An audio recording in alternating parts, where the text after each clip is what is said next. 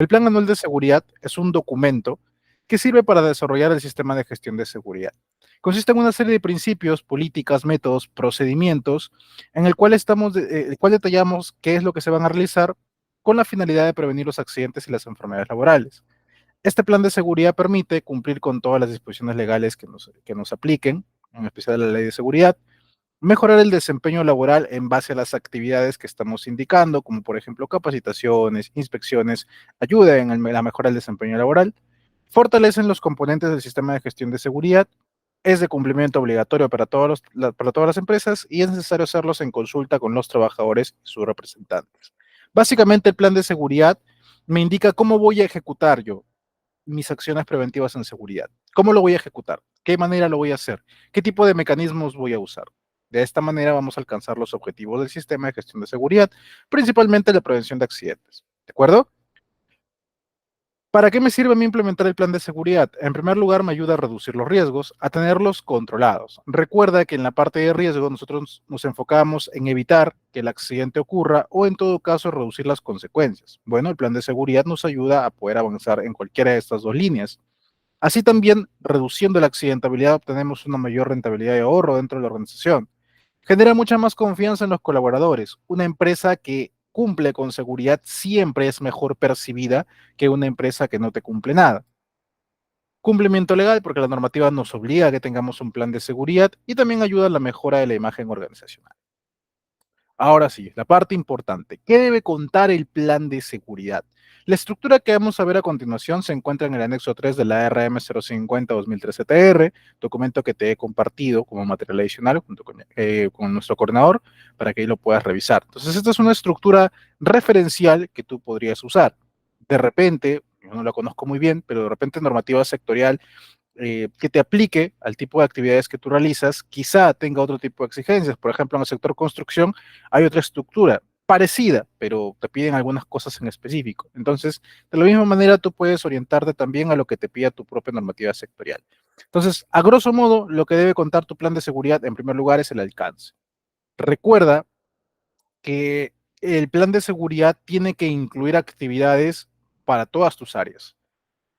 Generalmente, cuando hacemos un plan de seguridad, siempre nos enfocamos a la parte operativa, ¿cierto? Los que están en campo, los que están en planta, los que están en taller, etcétera, los que están aparentemente más expuestos a riesgos.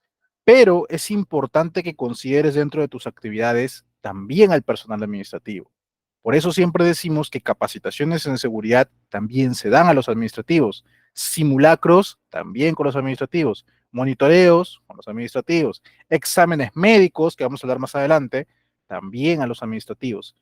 Todas las actividades preventivas en seguridad también les aplican a ellos. Si bien quizás el nivel de riesgo al que están expuestos es menor, de todas maneras existe el riesgo. Pequeñito, pero existe. Y tenemos que tratar de controlarlo. Tenemos que tener evidencia de que lo estamos controlando. La elaboración de la línea base podemos colocar como un resumen de cómo estamos partiendo en el tema del sistema de gestión de seguridad. También lo podemos colocar dentro de nuestro plan. Nuestra política de seguridad, principalmente los principios, los compromisos que ya habíamos visto en nuestra clase número 3, los objetivos y metas del plan. Aquí es un tema interesante. Yo recuerdo en una auditoría, cuando al supervisor de seguridad al cual estaban auditando, le preguntan por su plan de seguridad y él lo muestra, ¿no? Le muestra el plan. Este es mi plan, dijo, trajo el plan. Y el auditor le dijo, bueno, quiero ver los objetivos del plan. Aquí está en esta página. Y llegó a la página y la página estaba media cara cubierta de puros objetivos, enlistaditos. Habían como unos 30, 40 líneas de objetivos. Bla, bla, bla, bla. Ponía cosas como reducir los accidentes, fomentar el compromiso en la seguridad, dar cumplimiento a las inspecciones, etcétera, etcétera. Un montón de cositas había puesto, varios objetivos. Entonces el auditor dijo, ¿cuál es el desempeño de estos objetivos? ¿Dónde está el indicador para cada uno de ellos? ¿Cómo has medido que estos objetivos se estén cumpliendo? El ingeniero dijo, bueno, lo que pasa es que como no hemos tenido accidentes, se están cumpliendo todos los objetivos. Y el auditor le dijo, ¿todos tus objetivos se miden con el tema de la accidentabilidad? ¿Todos? Pero me has puesto bastantes objetivos y objetivos diferentes. Entonces se entiende que tantos objetivos, cada uno tiene un indicador. No podría ser el mismo para los 30, 40 que me estás colocando aquí, ¿no? Entonces, recuerda que colocar un objetivo dentro de un plan no es colocarlo simplemente pues por poner. Se supone que tenemos que concluir, que tenemos que evidenciar que el objetivo se ha cumplido o no. Entonces, yo te recomiendo, te sugiero que en tu plan de seguridad en objetivos y metas coloques los objetivos que hemos definido para el sistema de gestión de seguridad. Se entiende que este plan de seguridad esté enfocado a cumplir esos objetivos. Entonces, es mucho mejor que tú lo orientes de esa manera. ¿De acuerdo? Darle cumplimiento a tu plan en base a eso. ¿Ok? Ten mucho cuidado con esa parte. También vamos a incluir el comité o supervisor de seguridad y RIS. Hay que indicar cuáles son los integrantes, los representantes de los trabajadores principalmente. El hiper y mapa de riesgos. Aquí de repente no colocar todo tu hiper, pero sí colocar de qué manera haces la identificación y evaluación de los riesgos. Esa parte de los cuadritos que habíamos visto en la clase anterior, eso es lo que tienes que colocar aquí. Las principales responsabilidades de los que van a participar en la implementación y mantenimiento del sistema de gestión y el programa de capacitaciones de seguridad. ¿Qué tipo de capacitaciones se van a dictar? ¿En qué temas? Procedimientos, puedes enlistar los procedimientos de trabajo con los cuales cuentes para el desarrollo de tu plan. Las inspecciones que se van a realizar, quién las va a realizar, si van a ser inopinadas, no inopinadas, eso también vamos a incluirlo. El tema de la salud ocupacional, principalmente orientado a la vigilancia médica de la salud, de la cual también hablaremos un poquito más adelante. ¿De qué manera vas a controlar la seguridad para los terceros, tus contratistas, clientes, etcétera? Porque recuerda que todos aquellos que tengan relación contigo, sobre todo tus proveedores y contratistas, tienes responsabilidad sobre ellos. Entonces también tienes que indicar de qué manera los controlas. El plan de contingencias, algunas nociones básicas de cómo actuar ante emergencias y manejo de sustancias peligrosas, por ejemplo. La investigación de accidentes, ¿de qué forma la vas a realizar? ¿Bajo qué? ¿Cuál es el procedimiento a seguir? ¿Qué tipo de metodología usarán para analizar las causas? Eso también lo puedes colocar aquí. Y el plan y programa de auditorías para ver la eficacia del sistema de gestión de seguridad. Por último, las estadísticas de seguridad, de las cuales también hablaremos más adelante. El programa de seguridad para la implementación del plan, que es diferente al plan de seguridad, ahorita hablaremos de eso también.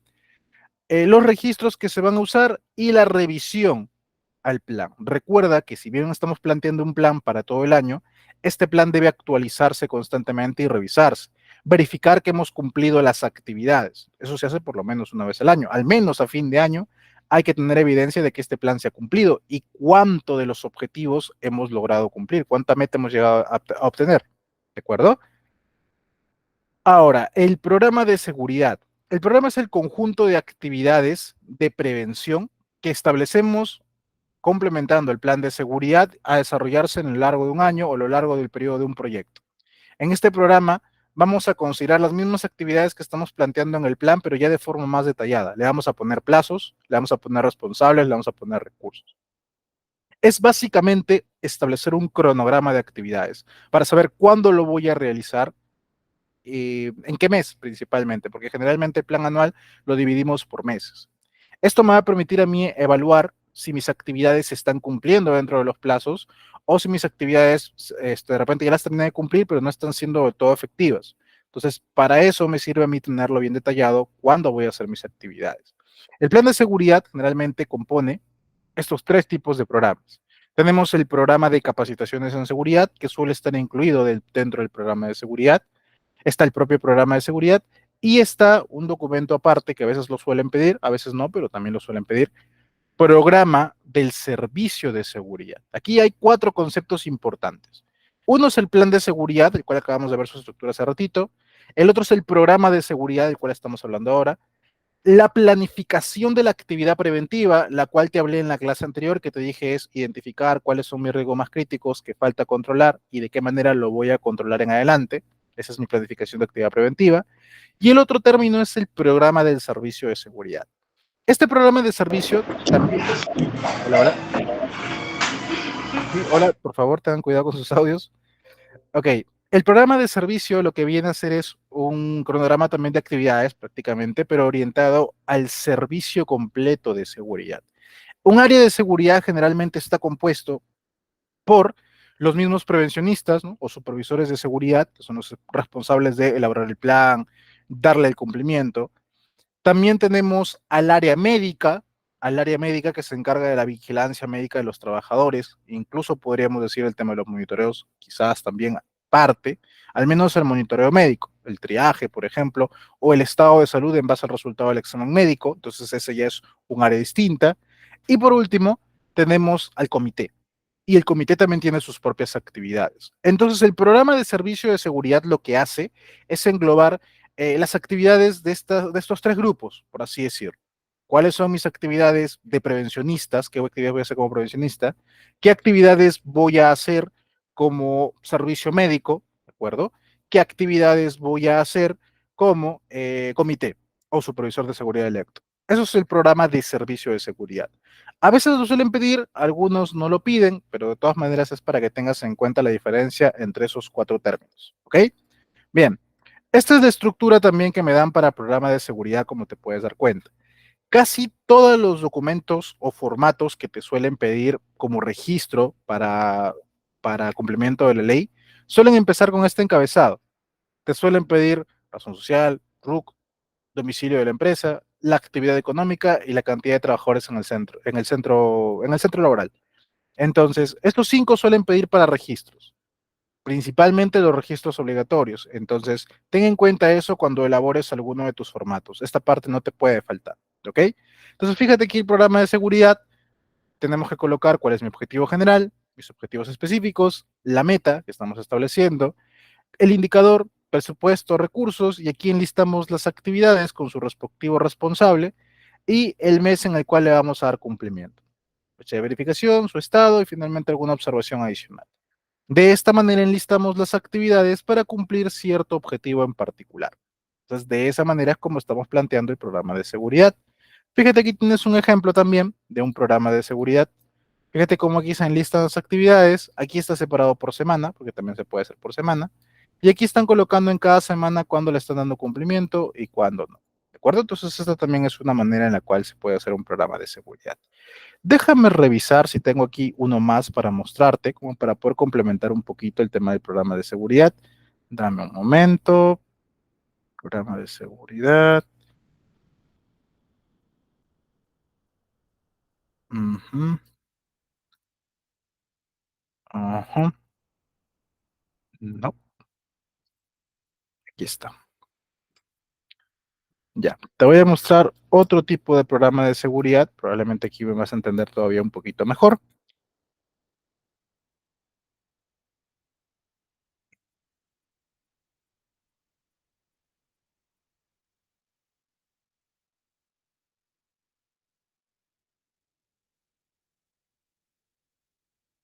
Ya, fíjate, aquí tenemos otro modelo de programa de seguridad.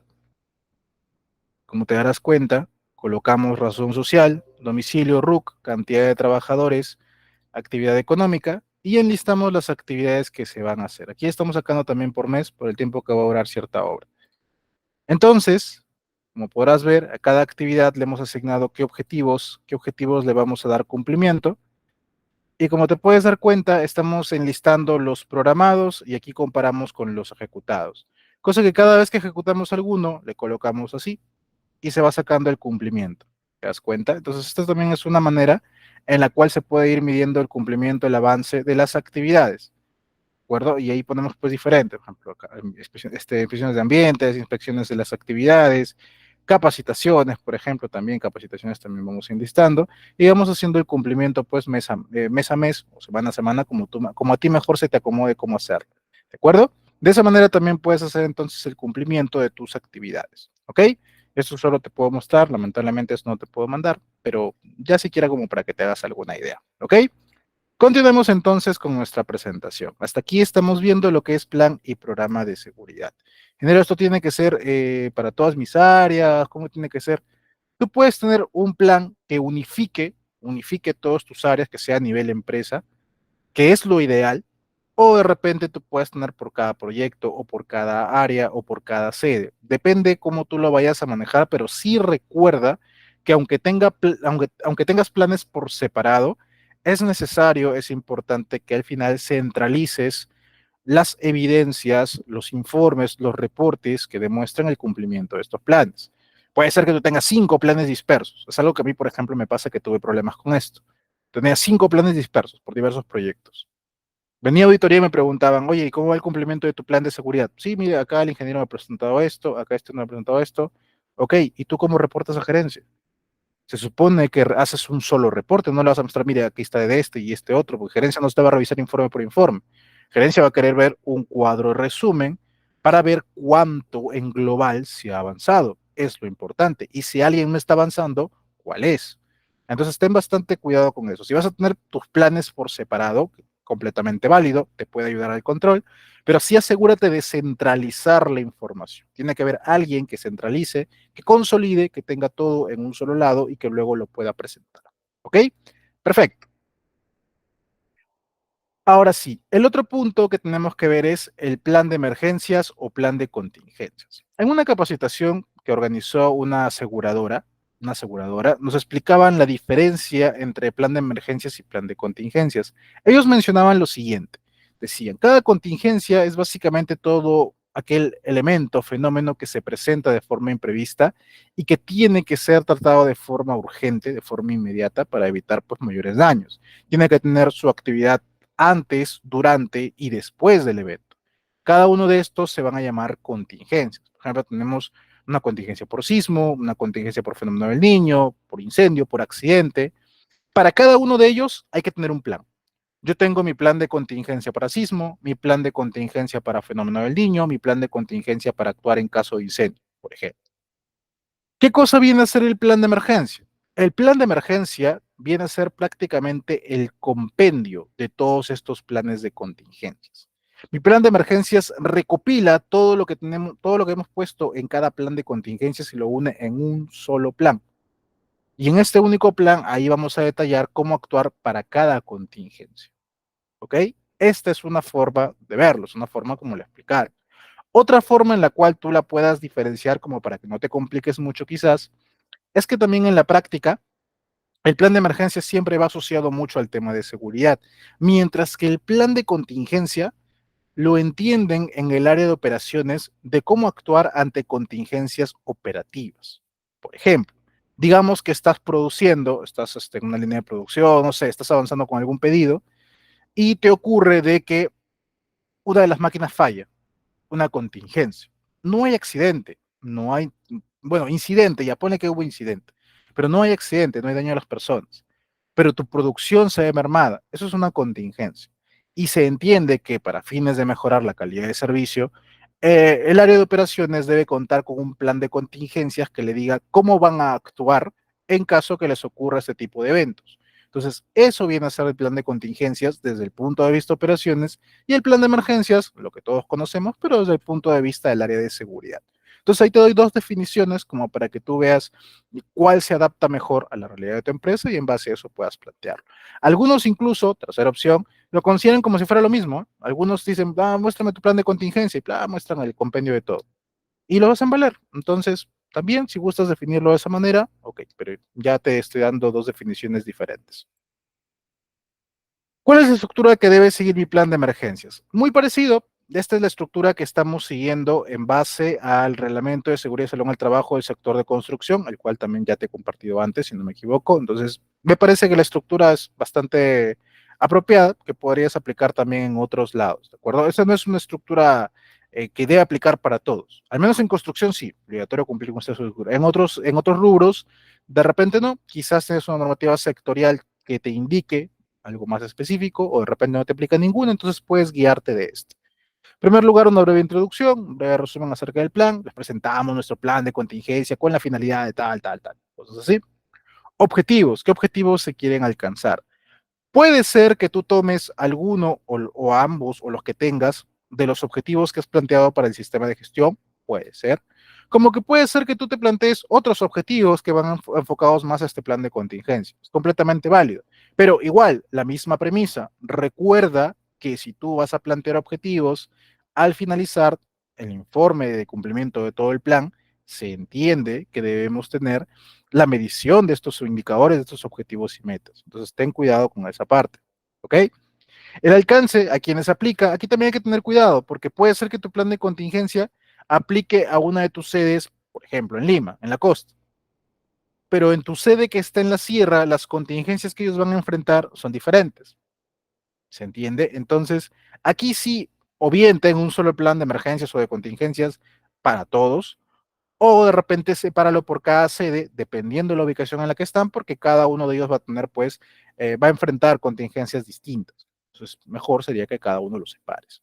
Tu plan de contingencias también debería ser actualizado por lo menos una vez al año, ¿de acuerdo? Tanto plan de seguridad como plan de contingencias, por lo menos una vez al año hay que actualizar. No es que tu plan ya quedó perenne y ya está. Hay que actualizarlo también. ¿Cuáles son los compromisos que tenemos cada uno de nosotros respecto al plan de contingencias o de emergencias? Una breve descripción acerca de la unidad, ¿no? De las oficinas, dónde está ubicado, si tienen o no tienen extintores, si tienen botiquines o no, de repente es un campamento en obra, dónde está ubicado, etcétera. Funciones y responsabilidades respecto al cumplimiento del plan, un organigrama del plan, donde indiquemos gerencias, jefaturas, brigadas. Los peligros frecuentes. Estos peligros frecuentes los vamos a extraer de la matriz hiper. ¿Te acuerdas la matriz hiper que habíamos visto en la clase anterior? Y te decía, mira, acá en la hiper ponemos actividad rutinaria, no rutinaria y situaciones de emergencia. Ya, ahí extraes todas esas situaciones de emergencia y las colocas aquí, tu plan de contingencia. Cada una de ellas debe ser tratada a través de un plan. Las brigadas. Hay que indicar cuántas brigadas tenemos, quiénes son sus integrantes, qué funciones van a desempeñar. En el tema de tus brigadistas, ten bastante cuidado en no solamente pues ponerlos por poner. La idea de colocar brigadistas es que son personas idóneas para poder actuar en caso de una emergencia. Entonces, hay que ser coherentes. Digamos que yo requiero una brigada de rescate y yo pongo en la brigada de rescate al señor Arturo Carrión, vamos a poner el nombre así, Arturo Carrión. Y este señor Arturo Carrión es un señor de 65 años. Un señor de 65 años realmente tendrá la capacidad física de poder actuar apropiadamente en caso de una contingencia. Tú me podrías decir, no, es que los demás son mayores, pucha, bueno, si es el más joven, ¿qué me queda?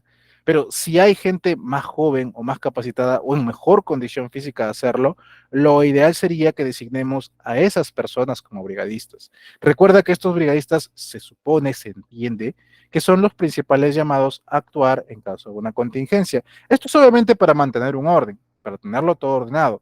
Porque sabemos que en la práctica, pues la contingencia no te va a esperar a que esté ahí el mismo brigadista para que atienda la emergencia, ¿no? Sabemos que esto no se da así. Sabemos que a veces el brigadista no está en todos lados, o sabemos que de repente mi actividad es en la calle y mi brigadista está por un lado y mi contingencia ocurrió en otro lado distinto y todos deberían saber cómo actuar ante contingencia. Es completamente válido, es correcto. Sin embargo, sí es necesario detallar quiénes son los brigadistas y se entiende que estos son los primeros responsables a actuar. En general, esto me aplica más cuando tengo todos en un solo sitio, de repente ahí funciona mejor. Sí, probablemente sí, pero de todas maneras sí tenemos que definir quiénes son estos brigadistas. Estos brigadistas aparte tienen que tener capacitaciones o entrenamiento, mejor dicho, diferenciados, diferentes a los de los demás. Puedes difundir tus lineamientos ante las contingencias, primeros auxilios y todo lo demás a todos, completamente válido, capacitaciones, pero recuerda que tus brigadistas deben tener entrenamientos particulares. ¿Ok? Perfecto. ¿Cómo los designa ingeniero? Tengo que hacer concurso, elecciones, normal. Desígnalos tú los que tú quieras, elaboren un acta de instalación de brigadas también, sería muy recomendable. Pero sí asegúrate, como te digo, de que sean pues personas que realmente puedan actuar de forma efectiva ante la contingencia sin exponerse. Porque, y bueno, esto ya no nos va a dar tiempo de verlo aquí dentro del curso y te recomiendo que estés atento a los cursos de ITEC a ver si sale por ahí el curso de primeros auxilios, que te va a ayudar muchísimo.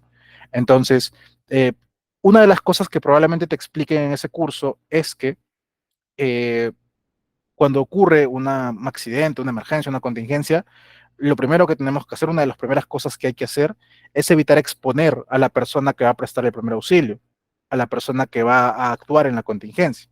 No podemos exponer a más personas, ¿no? Entonces, es muy importante que la persona que va a estar aquí, el principal responsable a actuar, pues no se exponga o no tenga factores de riesgo que pueda hacer que termine lesionado también. Entonces, por eso es importante designar correctamente al brigadista, no solo colocar nombres por poner. Hay que colocar también los planes de contingencia, la respuesta a emergencia. Aquí vamos a enlistar todas mis contingencias y cómo vamos a actuar antes, durante y después. es muy importante que para cada contingencia coloquemos esto, el antes, el durante y el después de la contingencia, de manera que esté pues todo cubierto. Por ejemplo, te pongo, vamos a colocar que es el plan de contingencia de sismo. Entonces colocaremos el antes. ¿Cuáles son mis acciones antes? ¿Cuáles son mis acciones preventivas al sismo? Porque tú me podrías decir, ingeniero, pero usted me pone antes del sismo y yo cómo voy a saber cuándo va a ser el sismo, ¿correcto? No lo sabes. Pero este antes se refiere a actividades preventivas. Entonces, ¿cómo prevengo yo que ocurra una emergencia ante el sismo? Porque entiende que el sismo como tal es un fenómeno natural. Cuando llega a repercutir en las instalaciones, en las calles, las viviendas, y daña a las personas y se derrumban las casas, ahí se convierte en un desastre natural, correcto. Pero mientras tanto, pues el sismo como tal es un fenómeno natural. Y nosotros tenemos que prevenir el desastre. Pero el fenómeno no lo vamos a prevenir, el desastre prevenimos, ¿ok?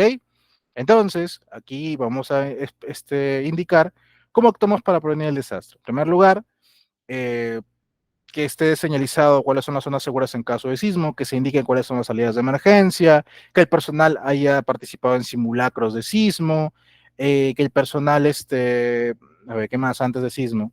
Que el personal conozca los números de emergencia para llamar, que se tenga identificado cuál es la zona segura en caso de sismo.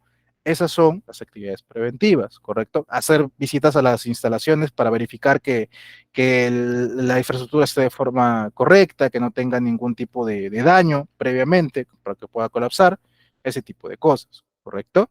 ¿Cómo actuamos durante el sismo? Ocurre el sismo, ¿cómo debemos actuar? Que todos tienen que salir de forma ordenada, que no se pueden usar ascensores, que nadie debe quedarse debajo de las mesas, que nadie puede salir corriendo ni empujándose, cosas así, ¿correcto? Para evitar obviamente mayor desastre. Y después del sismo, ¿quién va a ser el primero en entrar después del sismo? O todos ya entran, acabó el sismo, ya todos inmediatamente regresan a trabajar. No, ¿cierto? Se supone que alguien tiene que entrar, evaluar si hay algún daño, de repente no hay ninguno, entonces está muy bien, regresen todos.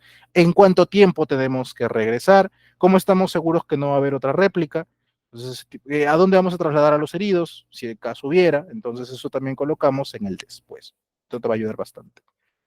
Los recursos, ¿cuál es el presupuesto que se va a asignar para la ejecución del plan?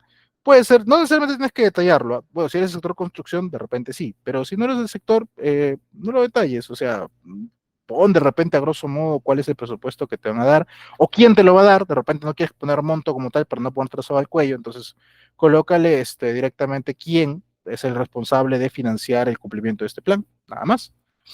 Las actividades de capacitación, evaluación y comunicación. Y aquí quiero aclarar un punto importantísimo. Capacitación y comunicación básicamente es difundir el plan, difundir los lineamientos para actuar en caso de contingencia, hacer entrenamiento a las brigadas. Eso es capacitación y comunicación. El simulacro, como tal, no es una capacitación. No lo vayas a confundir. No vayas de repente tú considerar dentro de tus capacitaciones mínimas del año, colócame simulacro. No es el simulacro una capacitación.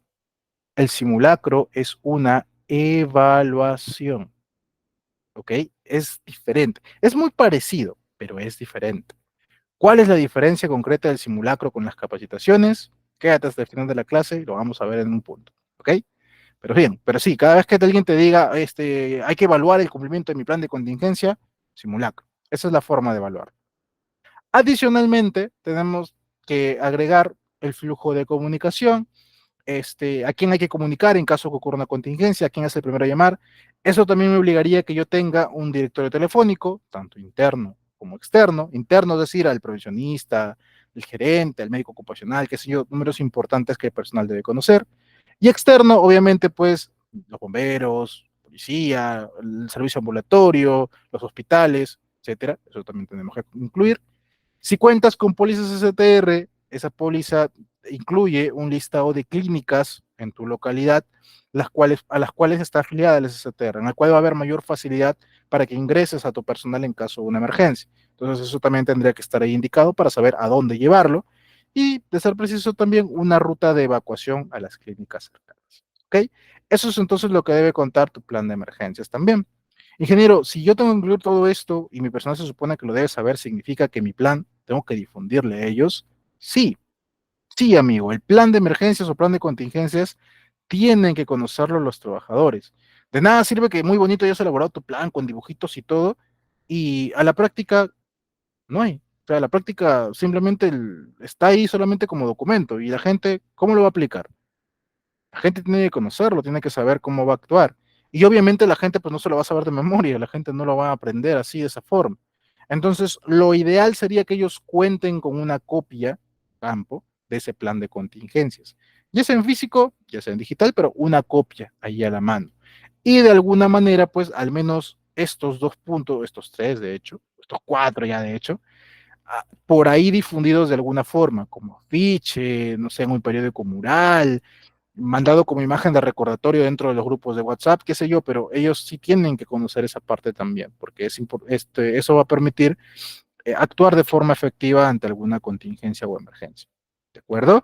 Bien, hasta aquí. ¿Alguien tiene alguna duda, pregunta? Disculpará si estoy corriendo mucho, pero quiero enfocarme bastante en registros obligatorios y siempre me suele faltar tiempo para ese tema, así que estas partes las suelo pasar un poquito más rápido.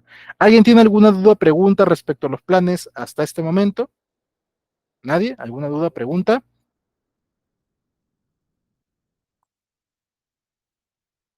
¿Ok? Bien. Si no hubiera preguntas, igual recuerda que si tienes alguna duda o pregunta, la puedes ir dejando por el chat sin ningún problema. ¿De acuerdo? Ahora sí.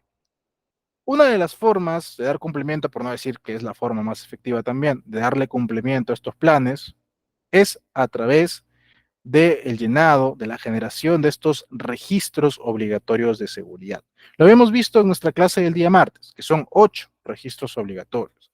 Estos registros obligatorios suelen ser bastante solicitados también, ya sea por un cliente, ya sea en una auditoría, principalmente también, para poder justamente demostrar que estamos cumpliendo con las actividades en seguridad. Entonces, yo te voy a explicar a continuación cuáles son estos registros y de qué manera, pues, hay que llenarlos y algunos puntos también importantes a considerar.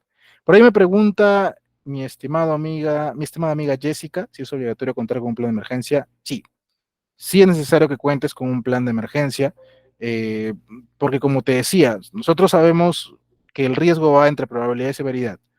Hacemos lo posible porque la probabilidad sea chiquita, pero nunca es cero. Entonces, si llega a pasar la situación, tenemos que saber cómo actuar ante ella. No podemos improvisar en ese momento. Entonces, para eso se establecen los planes de emergencia o plan de contingencia. Entonces, sí es obligatorio que lo tengas. ¿De acuerdo? Bien. Primer registro que vamos a hablar. Registro de accidentes, enfermedades ocupacionales, incidentes peligrosos y otros incidentes. La norma me pide que yo tenga un registro de todos los accidentes e incidentes que me hayan ocurrido. Ahora, ¿cuál es la diferencia entre estos términos? Bueno, enfermedades ocupacionales se entiende, ¿no? Es toda enfermedad que se ha generado a causa del trabajo. Ok, pero la diferencia entre accidente, incidente peligroso, incidente, ¿cuál vendría a ser? Ok, fíjate en la siguiente imagen. Tenemos nosotros aquí, digamos, una situación, una carga suspendida, donde podemos notar que aquí la parte que está sujeta al ganchito está rota, ¿no? Está por caerse, está por prácticamente desprenderse. Entonces, esto tal cual como está, lo podríamos considerar como una condición subestándar o condición insegura, un equipo en mal estado. ¿Es igual condición insegura que condición subestándar? No, no es lo mismo. ¿Cuál es la diferencia? Si yo digo condición subestándar, se entiende que existe un estándar o un procedimiento o un manual en el cual he establecido cuáles son las características que debe tener este equipo. Y si voy a la práctica y encuentro que no es así, entonces estoy por debajo del estándar y es una condición subestándar. Ahora bien, yo voy a campo y lo encuentro así. Yo pregunto, a ver, ¿dónde está el estándar que me diga cómo debe estar eso? No, no han elaborado estándar. Ya, procedimiento, no hay procedimiento sobre esto, no lo menciona. Ok, no hay estándar con que compararlo, pero yo sé que esto inmediatamente va a generar algún peligro, puede generar algún accidente, entonces se convierte en una condición insegura. Esa es la diferencia. Yo digo condición subestándar cuando existe el estándar con que comparar. Y digo que es insegura cuando realmente no existe ese estándar. Esto me ayuda a entender mejor, esto lo usamos bastante en investigación de accidentes, para entender mejor cuáles han sido las causas del accidente. Lamentablemente a nosotros no nos va a dar el tiempo en el curso para poder desarrollar investigación de accidentes. Quizás en algún momento lo sacamos como curso aparte más grande para que puedas entenderlo bien, pero pues de momento eh, quiero que te quede claro esa parte, ¿de acuerdo? Condición insegura, condición subestándar son cosas distintas. Entonces aquí tenemos una condición insegura, algo que se está por romper, se está por desprender, entonces es un peligro latente. Si tenemos personas caminando debajo de esta carga, ¿de acuerdo? Así como está, estamos hablando de un acto inseguro. Nuevamente, acto inseguro o acto subestándar. Mismo tema. Si hay estándar de por medio, acto subestándar. Si no hay, acto inseguro. Ahora, es un acto inseguro porque incluso si esto estuviera en buen estado, recuerda que una persona o un trabajador no puede en ningún caso pasar por debajo de una carga suspendida. Eso es un riesgo. Entonces tenemos que evitar eso, delimitando, señalizando, etc. Entonces aquí tenemos un acto inseguro, un acto subestándar. Mientras no ocurra nada, pues nadie dice nada, todos estamos bien, todo tranquilo, perfecto. Ahora, ¿qué pasa si la carga se cae? Si la carga se cae, eso se convierte en un incidente. ¿Sabes qué? Se cayó la carga. ¿Cómo estás? ¿Te lastimaste? No, nada, no me pasó nada. Ah, ok, incidente. Porque ocurrió el evento, pudo tener consecuencias severas, pudo ocasionar una lesión a la persona, pero no fue así, no lo ocasionó. Simplemente ocurrió el evento y afortunadamente pues todos están bien, solo hubo pérdida material. Incidente. ¿Cuál sería la diferencia entre incidente e incidente peligroso? En realidad, en la práctica también las diferencias son muy sutiles. Yo te lo pongo de esta manera. Digamos que la carga está suspendida y se cae. Y se cae justo en horario del almuerzo cuando no había ningún trabajador en la zona. Entonces, es un evento que potencialmente pudo ocasionar una lesión, pero no había nadie cerca. Incidente. Ahora bien, tenemos a las personas caminando. Justo están por pasar por debajo y les cae delante de ellos. Incidente peligroso. Era más inminente que la persona se iba a accidentar. Entonces, esa es una forma de poder diferenciarlos, ¿de acuerdo? Y claro, el accidente es obviamente que el evento ocurre y lesiona al trabajador, ya sea que le lesiona un dedito, le hace un rasguño, etcétera. Bueno, ocurre la lesión, entonces sí se convierte en un accidente. Incluso si la carga cae, no te aplastas, sino que tú lo ves y dices, oh, no, cuidado, lo empujas y te fracturaste el brazo en la caída, no te tocó la caja, pero te fracturaste el brazo y fue por evitar esta caja, accidente laboral, ¿de acuerdo? En el análisis de causas se determinará que fue porque trataste de evitar una lesión mayor, pero al final sigue siendo accidente. Bien, entonces hay que tener cuidado con esa parte. Esa es entonces la diferencia entre incidente y accidente. Ahora, ¿cuál de estos nosotros tenemos que llevar registros? Nosotros tenemos que llevar registros de mis accidentes y de mis incidentes peligrosos. Tus actos subestándares, tu condición subestándares, a la norma exactamente no es que te obligue a que lleves el registro de eso, que le presentes eso. A la norma lo que le interesa es que tú registres todos tus accidentes, ya sea que fueran fatales, graves, incapacitantes, leves o simplemente los incidentes peligrosos, todos ellos te sirven. Todos ellos te obliga la entidad, te obliga la norma, te obliga la SUNAFIL a que tú los tengas a la mano. ¿Ok? Esos debes tener. Ingeniero, yo entiendo que se debe registrar los accidentes, ¿no? Por un tema de la accidentabilidad y todo lo demás, pero el incidente, ¿para qué si al final no pasó nada? ¿No? ¿Por qué yo debería reportar un incidente? Bueno, mi estimado amigo, esto lo hacemos pues obviamente por la teoría de la pirámide de accidentabilidad. De repente le conoces. Esta teoría nos dice, en resumen, que el 88% de los accidentes son causados por actos inseguros. ¿Cuál es la forma de entenderlo? Mira, por cada lesión grave que ha ocurrido, se entiende que previamente han ocurrido aproximadamente 10 lesiones leves, 30 daños a la propiedad o incidentes nada más, 600 incidentes, esto se llama daño a la propiedad o accidente con daño material, y 3.000 observaciones entre actos y condiciones. Ingeniero, ¿qué significa eso? Esta pirámide nos refleja o nos demuestra que, nos trata de mostrar prácticamente, que el accidente, la lesión grave o la lesión leve, el accidente como tal se ha ido construyendo desde la acumulación de actos y condiciones subestándares y de incidentes. Mientras yo más actos acumulo, mientras yo más incidentes acumulo, más estoy dando base para que se vaya formando este pináculo. No significa que yo voy a esperar a que me ocurran 600 incidentes y recién me van a ocurrir los daños a la propiedad. No, Esto es casi como una proporción, casi como un aproximado, pero se entiende de que mi lesión grave no apareció de un momento a otro, apareció porque previamente yo tenía de esto. Entonces, para que yo no me ocurran estas lesiones graves, para evitarlas, lo que yo hago es justamente trabajar sobre la base. El accidente no te avisa, y eso es algo que yo siempre repito, el accidente no te avisa. Tú no sales un día y diciendo, uy, mi horóscopo dice que hoy día alguien se va a accidentar. No funciona de esa manera. Sin embargo, sí es posible llegar a predecir que estás próximo a que te ocurra un accidente si es que notas una reiteración de estos eventos, de incidentes o de actos y condiciones. Entonces, por eso es muy importante identificarlos. Como te decía, la ley te pide que tú tengas tu registro de incidentes hasta esta parte. No te pide los actos y condiciones, pero sí te recomiendo, sí te sugiero que los tengas identificados. Porque cuando veas esa repetición de actos y condiciones, tú vas a saber, eh, tú vas a ver, te vas a dar cuenta de qué es lo que podría llegar a presentarse. Yo te lo pongo así.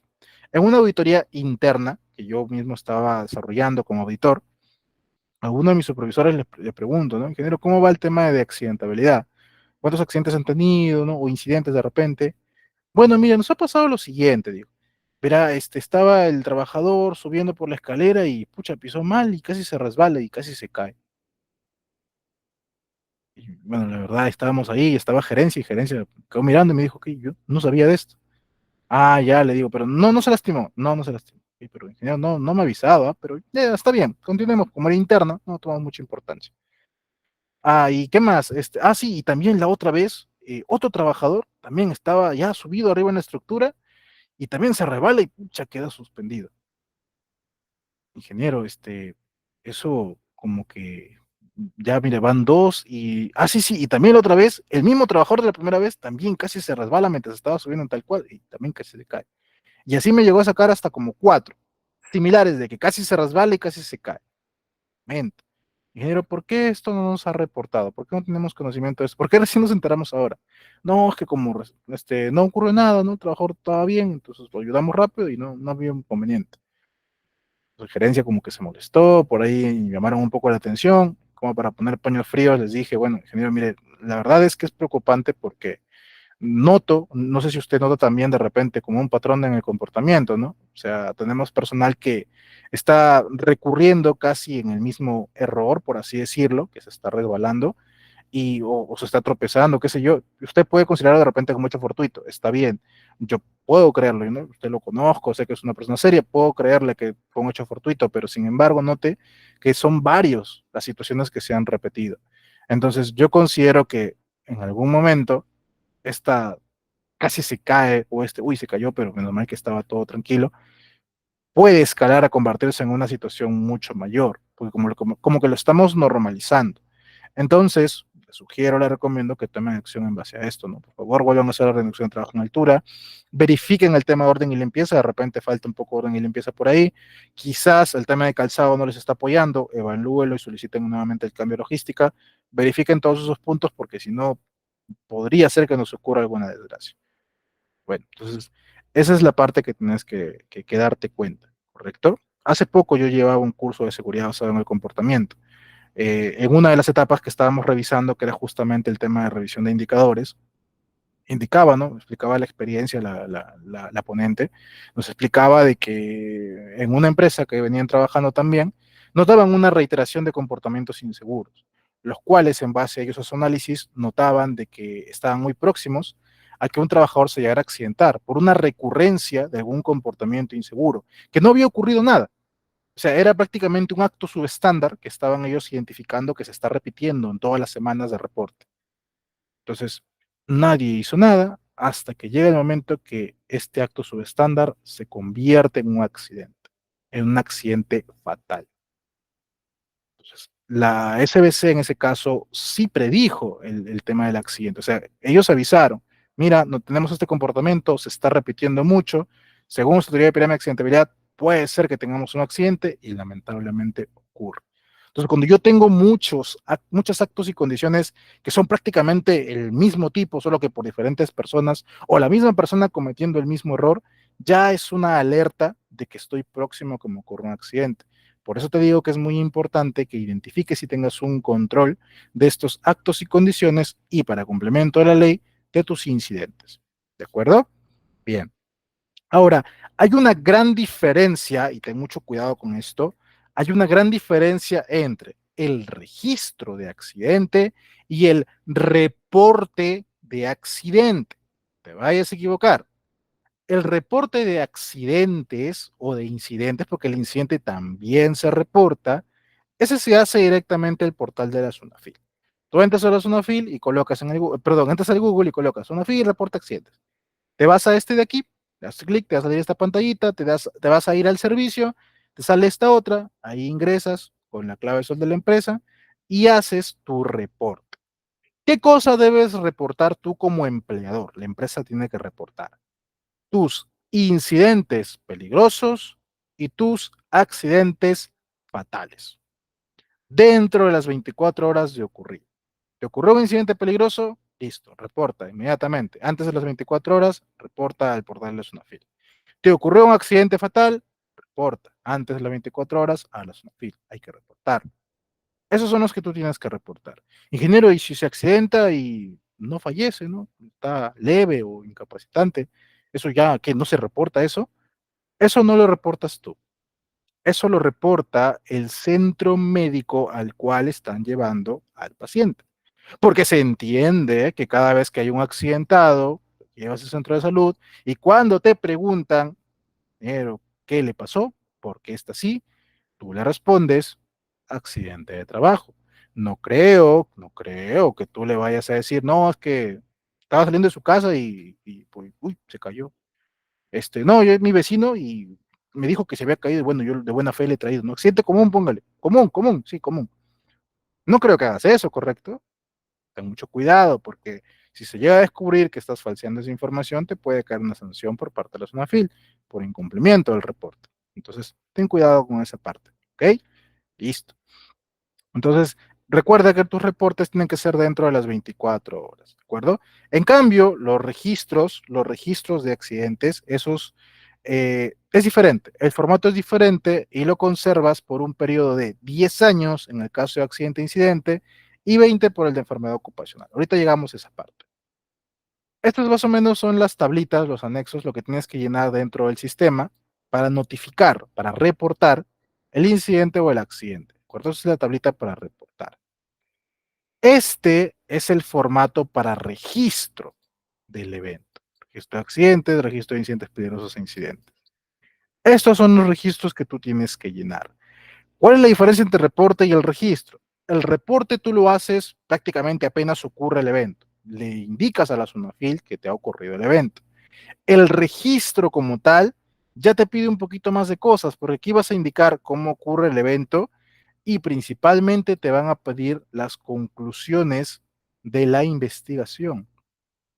Por eso este registro se llena después de hacer tu informe de investigación, porque aquí aparte hay que colocar las acciones correctivas y cuándo las has ejecutado. ¿De acuerdo? Entonces, fíjate, igual empieza todo con los 5 puntos importantes: razón social, RUC, dirección, actividad económica y cantidad de trabajadores. Y luego continuamos con el desarrollo de los demás puntos que te indican: hora de ocurrencia, nombre de la persona, etcétera. Y cada uno de estos se llena por cada afectado. ¿De acuerdo? Ponte que tú tienes un accidente en el cual te fallecen 3 personas. O ya no fallecen, pero se lesionan 3 personas, tres involucrados. Entonces tú no llenas uno solo y colocas los nombres de los tres. Tú tienes que llenar uno para una persona, otro para la siguiente y otro para la siguiente. O sea, tendrías que tener 3 registros, ¿correcto? Entonces, esa es la manera correcta de llenar este registro de aquí, para accidentes, incidentes peligrosos y también hay uno para enfermedades ocupacionales. Estos formatitos llenados, los cuales te pasaron editable también, tú debes conservarlos por un periodo de 10 años. 10 años en el caso de accidentes, incidentes y 20 por enfermedades ocupacionales. O sea que si llega la SUNAFIL el lunes, ponte a tu trabajo, y te dice, a ver, quiero ver el registro de accidentes de hasta el año 2000, ¿qué te pongo? 2017. Está dentro del plazo, ¿correcto? O sea, no vas a decir, no, yo voy a guardar solamente por 5 añitos nomás porque mucho papel voy a guardar. No, Tiene que ser por un periodo de 10 años, mínimo 10 años. O sea, aquí te podrían pedir hasta 2014. Algunos por ahí incluso considerarían hasta el 13 de repente, pero ya, hasta el 14 por lo menos deberías tener todos tus registros. Ingeniero, si yo nunca he tenido un accidente de trabajo, no tengo registro que presentar, ¿no? ¿Qué hago? ¿Cómo hago en ese caso? ¿Ok?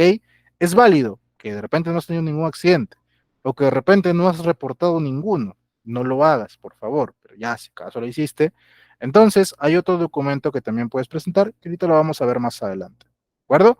Bien, un momento entonces, esta parte de aquí, ¿te queda claro? ¿La entendiste? ¿Algo que tengas duda respecto a accidente de trabajo? Quizás, alguna duda por ahí.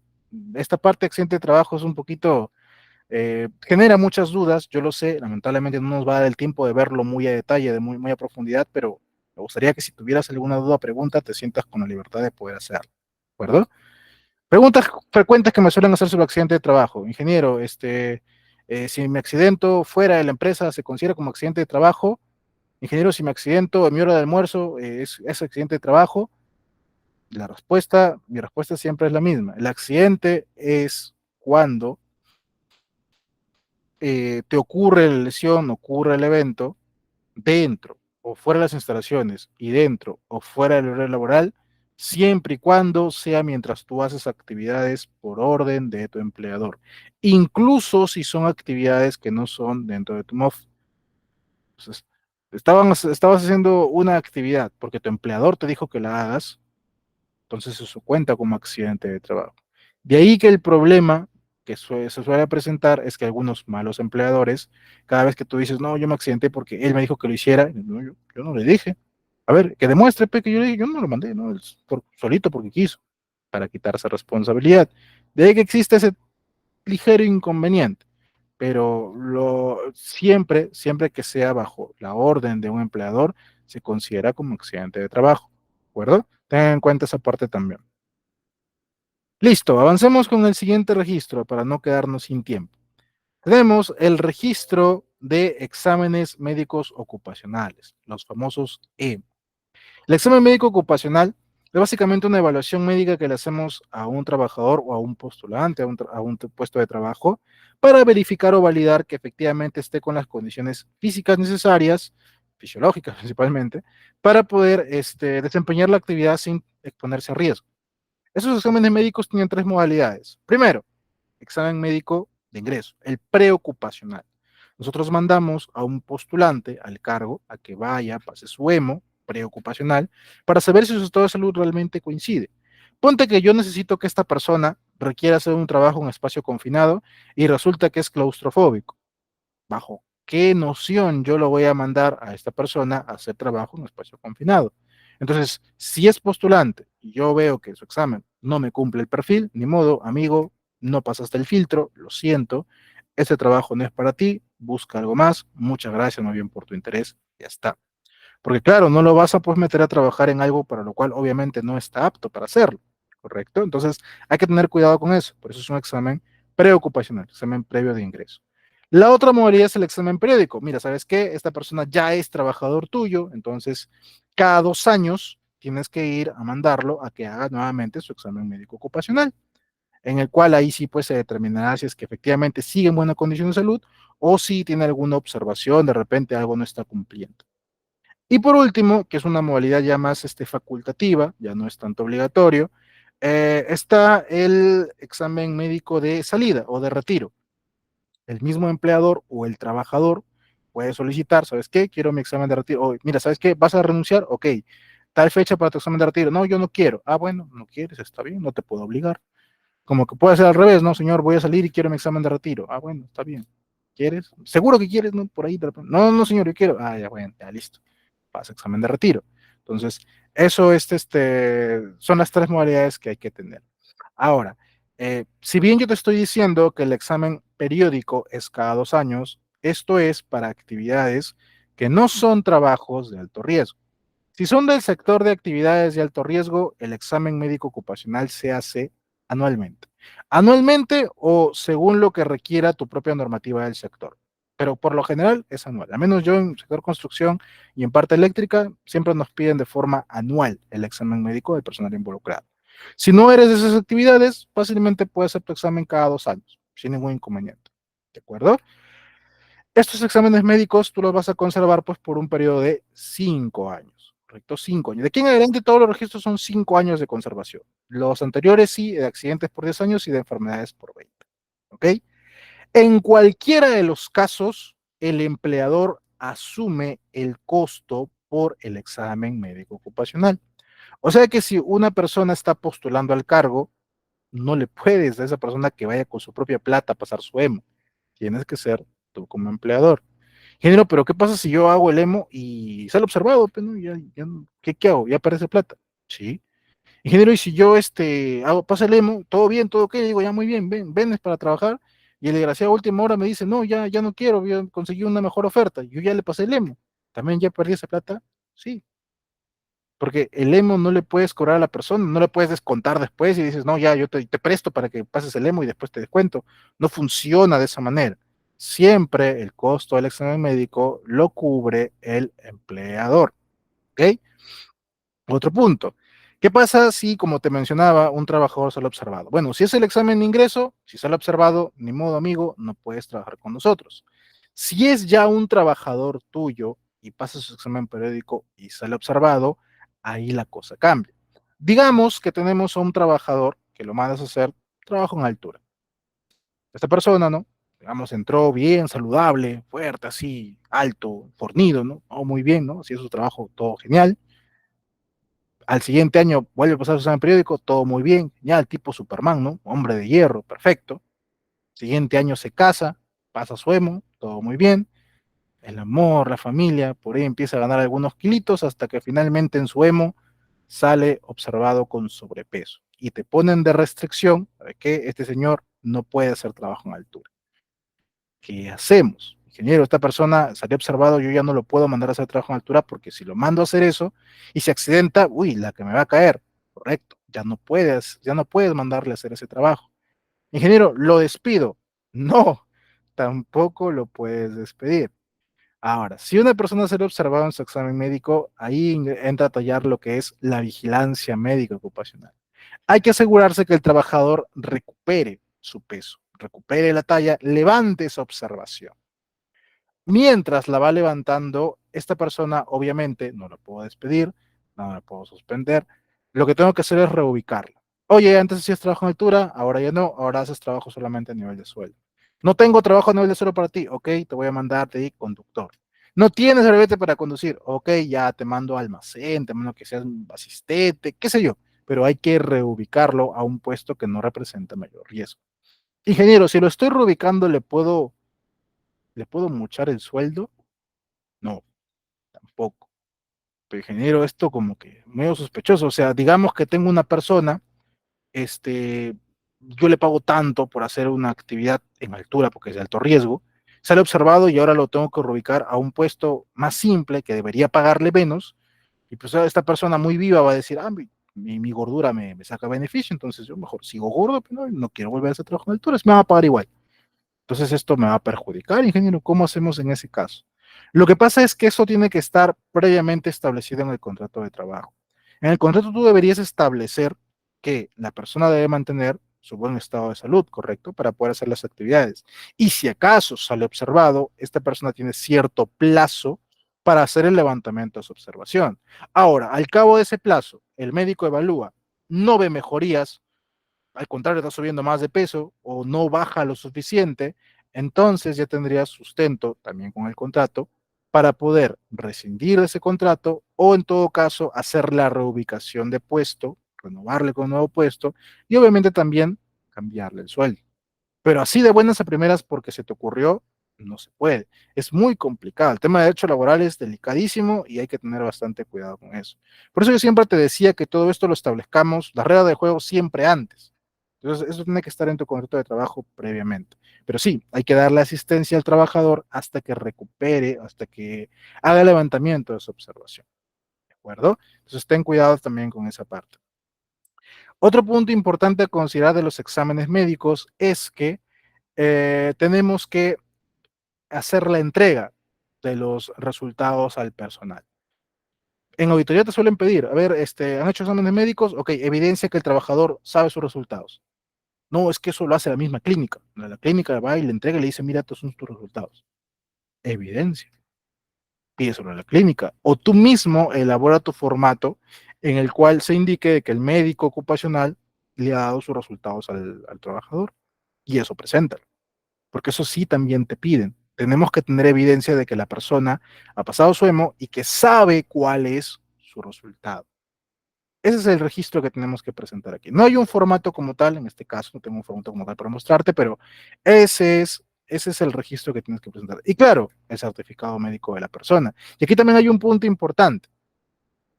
Las clínicas que van a trabajar contigo obviamente tienen que ser clínicas aprobadas por la entidad de salud respectiva, la GERES o la DIGESE, la que aplique en tu región. Estas clínicas se supone que cuando el personal pasa su evaluación médica, a ti te entregan, bueno, no a ti, al médico ocupacional le entregan el resultado, ¿no? Los resultados completos, o en todo caso el acceso para que descarguen el certificado de aptitud médica. Entonces, ten mucho cuidado con esta parte. Nosotros como prevencionistas, como supervisores, bajo ninguna circunstancia debemos tener acceso a los resultados de su evaluación médica. O sea, a mí no me pueden entregar su resultado de laboratorio, su test psicológico, su radiografía. Eso a mí, como prevencionista, no me compete. A algunas clínicas se les va esto y te mandan con todo. Mandan, en lugar de mandarte una hojita de certificado, te mandan como 20 hojas, todo su expediente médico completo. Eso a nosotros no va, con nosotros no es. Si a ti por error te ha llegado toda esa información, amigo, cuidado, solamente descárgate el certificado de aptitud. Es básicamente una hoja resumen, en el cual te ponen el nombre de la persona, su DNI, su edad, algunos, y en un cuadrito simple te ponen apto o apto con restricción o simplemente no apto, y observaciones del médico. Y la fecha del examen médico para saber qué cuánto de vigencia va a tener. Nada más. Entonces, a ti, tú no tienes por qué tener pues el resto de sus resultados. Tampoco vayas a cometer el error de reenviar los resultados y mostrárselos a otra persona. Grave error. Hay sanciones de la SONAFIL por eso. Entonces, ten bastante cuidado. Recuerda que nosotros como profesionistas, solamente el certificado. Otra información del personal de la parte médica lo maneja directamente el médico ocupacional. Nosotros ya no intervenimos, no es nuestra área. ¿De acuerdo? Ten cuidado con esa parte también. Otro punto también importante sobre los exámenes médicos, ahora que me acuerdo, es que el examen médico de ingreso actualmente para el sector que no es de alto riesgo ya no es obligatorio tampoco. Ahorita el que es obligatorio es básicamente el periódico. O sea, un administrativo podría entrar contigo, no tener examen de ingreso y a los 2 años le pasa su primer examen periódico, sin ningún inconveniente. Sin embargo, una vez lo conversaba con un colega y me comentaba que esto tenía sus pros y sus contras. ¿Cuál es el contra? Digamos que entra un trabajador contigo, no pasa su examen de ingreso, ¿ok? Va a su periódico a los 2 años y sale observado que tiene una lesión, una enfermedad, qué sé yo. Y esta persona dice, no, pero yo salí sano de la empresa, de donde estaba, yo salí sano y aquí me he enfermado. Aquí por culpa de ellos me he enfermado. ¿Cómo demuestras que no fue tu culpa? ¿Qué te falta ahí? Un examen médico de ingreso, ¿cierto? Porque ahí tú lo puedes pelear y decir, no, mira, según la evaluación de este experto, me dice que esto no se generó en 2 años, se tiene que haber generado desde antes, ¿de cuánto? Pero te va a faltar, ¿cierto? Lo ideal entonces sería que les pases su examen médico de ingreso a todos, para que te evites inconvenientes más adelante. ¿Ok? Listo. Hasta aquí, ¿alguien alguna duda, pregunta? Ah, ok. Jessica me pregunta si a un trabajador le detectaron fascitis plantar por el uso de botas y estar parada. ¿En qué registro debe colocarlo? En el registro de enfermedades ocupacionales. En el caso de enfermedades, el reporte como tal, la notificación, tampoco. Como empresa, nosotros no hacemos ninguna. Sí puede ser de que el centro médico que lo haya diagnosticado lo reporte, como reporte. Pero hay un registro de enfermedades ocupacionales. ¿De acuerdo? Ahora, estos registros, por si acaso, por si alguno tiene la duda, no es que tú tengas que entrar a algún portal ahora, en este mismo momento, y enviarlo para que Sonafin lo tenga. No es así. En realidad, los registros debes tenerlo tú, guardados, custodiados, y Sonafil, cuando crea conveniente, vendrá y te los pedirá. No es que tengas que estarlo mandando a cada rato, ¿de acuerdo? O sea, igual, por ejemplo, en el tema de accidentes, te ocurre un fatal, haces tu informe de investigación, y de repente te genera algo, "No, ya acabé, ¿y ahora a quién le mando? A nadie. Sunafil va a llegar a pedírtelo. Ahora, ¿qué pasa? Porque a veces algunos tienen esta duda de si reporto o no reporto, porque Sunafil me va a venir a ver. Mira, amigo, Sunafil a diario recibe varios reportes. Te aseguro que recibe varios. Entonces, ¿qué ocurre? Sunafil no se va a ir a inspeccionarlos a todos. Podría ser, es posible, no lo descarto, pero no va a ir a todos. Ellos van a priorizar. Mira, acá tengo una empresa que me ha reportado un incidente y acá tengo una que me ha reportado un accidente leve y acá tengo otra que me ha reportado un fatal y aquí tengo otra que me ha reportado un grave, pero que ha afectado a 3 personas. ¿A cuál crees que va a ir? ¿Al incidente? No lo creo. Se va a ir el fatal. Van a darle prioridad al fatal porque tiene mucha más repercusión. Claro, tu reporte de incidente sí les sirve porque al final ellos suben estadísticas mensuales, revisa la página de la Sunafil, ellos suben estadísticas mensuales de accidentabilidad. Ahí te indican qué tipo de accidente o incidente ha habido, en qué sector, qué tipo de lesión, ellos te lo colocan ahí y te puede servir muchísimo para que generes tu información también, hagas tus presentaciones, eso te va a servir bastante. Te lo puedes revisar. Pero entonces, como te digo, o sea, Sunafil va a priorizar siempre la inspección a lo que considere que es mucho más grave, mucho más severo. Y donde vea también que es una empresa pues mucho más mediática o más grande, también la va a priorizar. Entonces, no tengas por ese lado temor de que, ay, no, pues yo reporto Sunafil, sí o sí va a venir. Sí o sí, no. Probable, sí. La probabilidad existe igual, o sea, es posible que sí llegue, pero no es que sea tan probable. Y se entiende, bueno, se entiende de que a pesar de que te ocurrió el impasse, lo investigaste, porque se investigan los cuatro, ¿ah? Se investigan el accidente leve, el fatal, el incapacitante y el incidente también se investiga. Entonces, se entiende que has hecho tu investigación también, se entiende que has hecho mejoras, entonces se entiende que eso lo estás cumpliendo acuerdo? Entonces, base a eso no tendrías por qué preocuparte de que te vaya a caer algún tipo de sanción. Sí te va a caer sanción si es que Sunafil llega y ve que no tienes el registro o no reportas. Ahí sí puede haber problemas. ¿Y cómo se va a reportar? Recuerda que tienes las denuncias anónimas. Entonces, Sunafil puede ser que alguien le diga, ¿sabe qué? Ha ocurrido un accidente y esta empresa no le está haciendo caso. Llegará a Sunafil y hará su investigación respectiva. Entonces, en lugar de evitarte ese tipo de problemas, mejor sí sé bastante transparente con tu información. Siguiente registro, monitoreos ocupacionales. Aquí prácticamente hacemos una evaluación de los agentes físicos, químicos, biológicos, ergonómicos y psicosociales. La norma no me establece una periodicidad para estos monitoreos, pero se entiende que es cada año. No significa que cada año vas a tener que hacer el monitoreo de los 5 agentes. Podría ser que un año hagas de un agente, el siguiente hagas de otro, o a los 6 meses hagas de otro, sí. No es que de a fuerza tienen que estar todos los monitoreos en una misma fecha. Si lo puedes hacer así, bueno, porque igual esto implica un costo, ¿de acuerdo? También el registro se conserva por un periodo de 5 años. ¿Quién te hace los monitoreos? Ingeniero, ¿puedo yo mismo hacerme mi monitoreo? Si tienes el equipo respectivo, sí, puedes tú mismo hacer tu monitoreo. Siempre y cuando tengas el equipo y que esté calibrado y su certificado de calibración, obviamente. Ahora, si no quieres complicarte, quieres que salga mejor hecho, entonces vaya con un profesional, con alguna consultora, con alguien que ofrezca el servicio y esta empresa pues vendrá con sus equipos y te hará el monitoreo. Determinará qué puntos tiene que monitorear y bueno, ahí realizará la evaluación. Te entregarán un informe y en ese informe te van a poner indudablemente el certificado de calibración del equipo que están usando porque eso sí lo pide. ¿De acuerdo? Eso es lo que debemos contar entonces. Este es el formato para registro de monitoreos, como te puedes dar cuenta, este encabezado ya lo conoces. Aquí fíjate que colocamos el área monitoreada, la fecha, qué tipo de agente, o sea que por cada agente llenamos una hojita distinta, si cuenta o no con un programa de monitoreo, la frecuencia en que se realiza el monitoreo, cuántos trabajadores expuestos. Si acaso lo hiciste con un externo, cómo se llama la organización que hizo el monitoreo, cuáles fueron los resultados. Esta descripción de las causas de desviaciones presentadas es básicamente las observaciones encontradas y conclusiones y recomendaciones que se han encontrado en el informe. Adjuntas a esto tu programa de monitoreos, tu informe, ¿de acuerdo? Y el certificado de calibración del instrumento para monitoreo en caso tuviera. Aquí firma la persona a cargo de llenar este registro, que puede ser mi prevencionista de riesgo, por ejemplo, y ya con eso tienes tu registro lleno. A mí en auditoría me pasó que me pidieron, ¿no? A ver tu registro de monitoreos, y yo, bien gambante, agarré y mostré el informe. Dijo, ya, este es tu informe y tu registro. No, es que ahí está, pues, ¿no? Evidencia de que sí se ha hecho.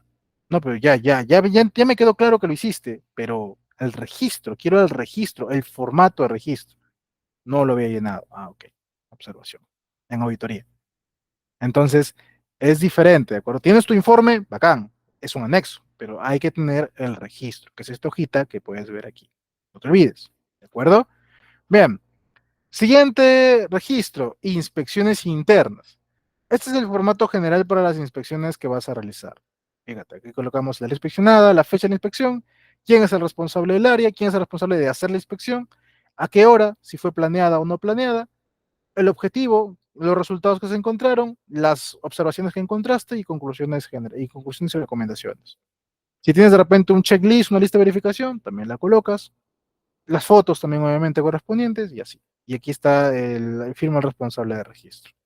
¿De acuerdo? Este es el formato general para registrar tus inspecciones. Este formato, por ejemplo, lo podría usar el comité, porque recuerda que el comité también hace inspecciones. ¿De acuerdo? Ahora, puede ser que tú generes diferentes tipos de checklist porque tú vas a hacer probablemente diferentes tipos de inspecciones, ¿correcto?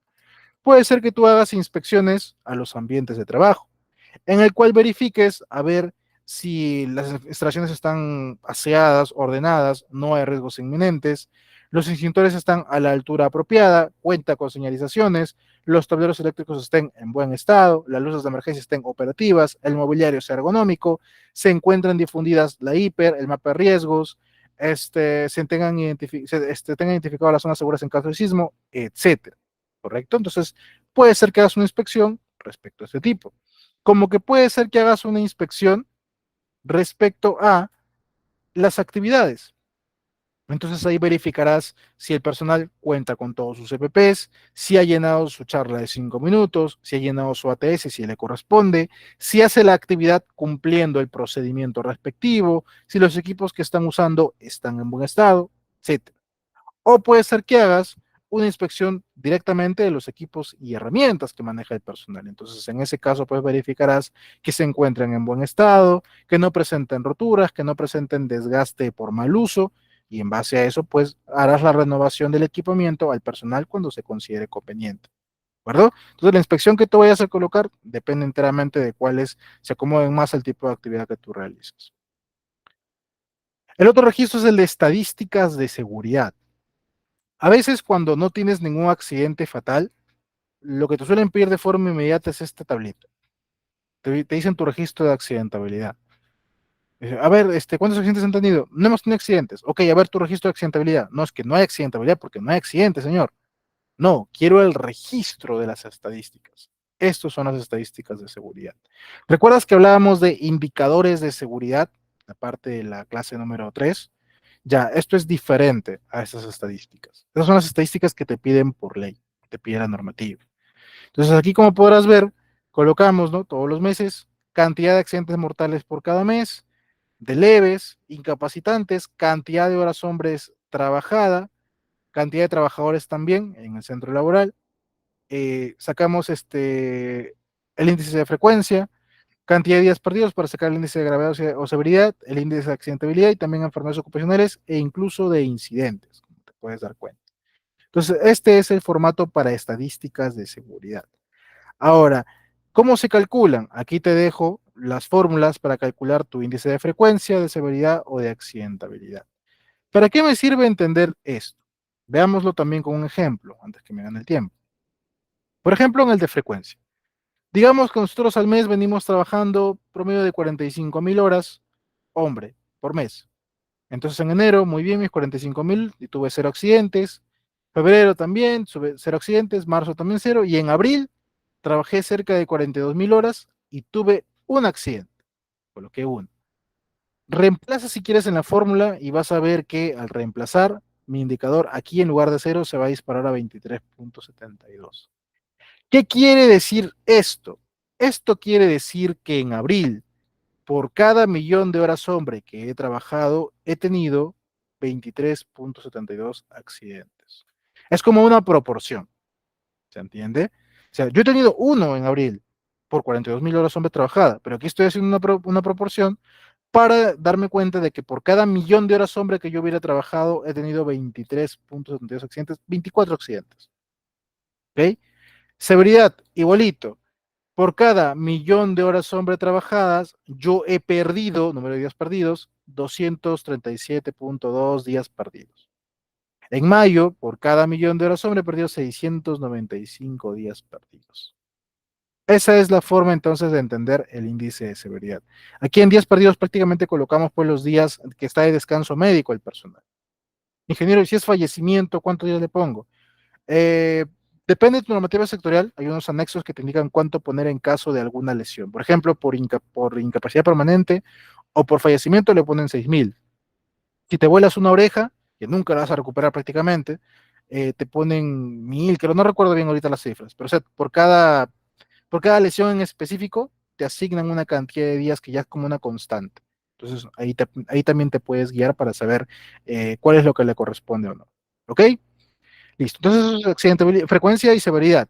Y la accidentabilidad básicamente es el producto de ambos. Frecuencia por severidad sobre 1.000. Aquí, como podemos ver, en abril se dispara 5.63. ¿Qué quiere decir esto y esto cómo lo interpreto?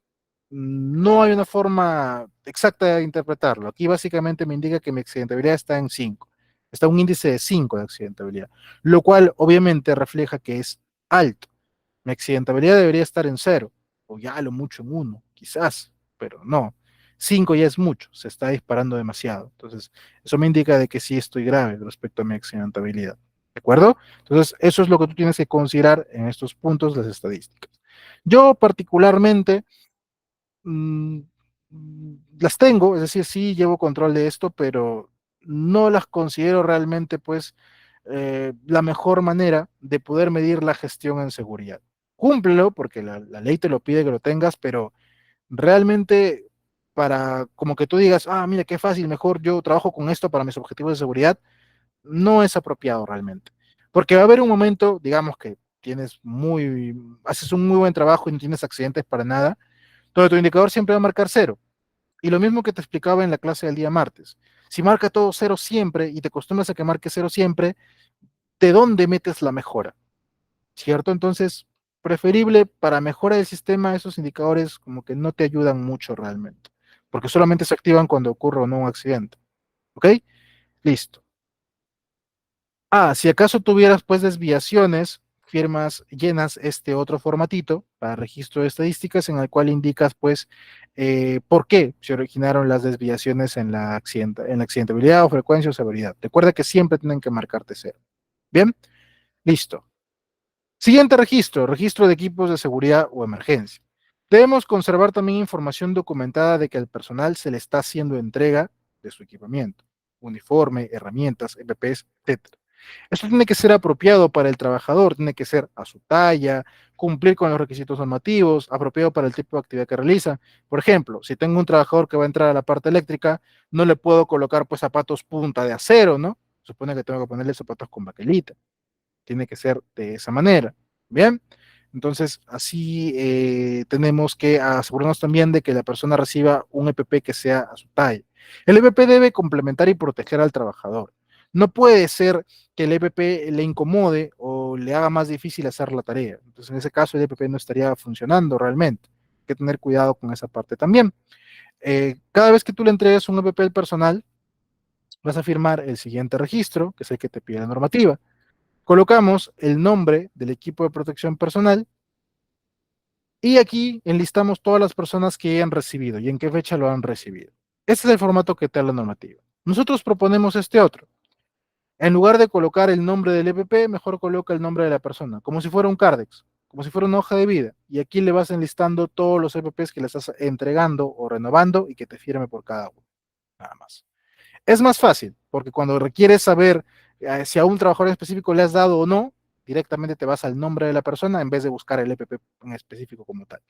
Entonces, te recomiendo que mejor lo hagas de esta manera. ¿De acuerdo? Penúltimo registro, registro de inducción, capacitación, entrenamiento y simulacros. Aquí vas a usar este otro formatito, el cual va a ser prácticamente tu mejor amigo, lo vas a usar para prácticamente todo. Simplemente marcarás si se trata de una inducción, de una capacitación, de un entrenamiento, de un simulacro, nada más. el tema, la fecha, quién capacitó, la cantidad de horas, los asistentes y ya finalmente sus firmas de cada uno. Esta hojita la vas a usar para prácticamente todo. Entonces, este va a ser el formato que más veces vas a repetir. Ahora, si bien este formato lo vas a usar para cualquiera de estos 4 eventos, cada uno de ellos es diferente entre sí. La inducción tiene que realizarse antes que una persona ingrese a trabajar en la empresa. Es como el EMO. La inducción tiene que ser antes porque no puedes esperar que la persona se exponga al riesgo para recién decirle, oye, ahí había riesgo, ¿no? Entonces tenemos que asegurarnos que el trabajador, antes de que meta la mano en el trabajo, sepa cuáles son los riesgos a los cuales está expuesto, qué tipo de riesgos va a enfrentar y cómo los tiene que controlar, cómo es el cumplimiento en tema de seguridad. La persona tiene que saberlo antes de empezar a trabajar, ¿de acuerdo? Vas a hacerle también inducción a cada trabajador que de repente no es nuevo, sino que lo están cambiando de puesto. ¿Sabes qué? Tú entraste como chofer, ahora vas a encargarte de operar un montacarga o una grúa. Hay riesgos distintos, por lo tanto requieres una nueva inducción. Yo incluso recomiendo que si lo reubicas de una sede a otra, pase también una nueva inducción.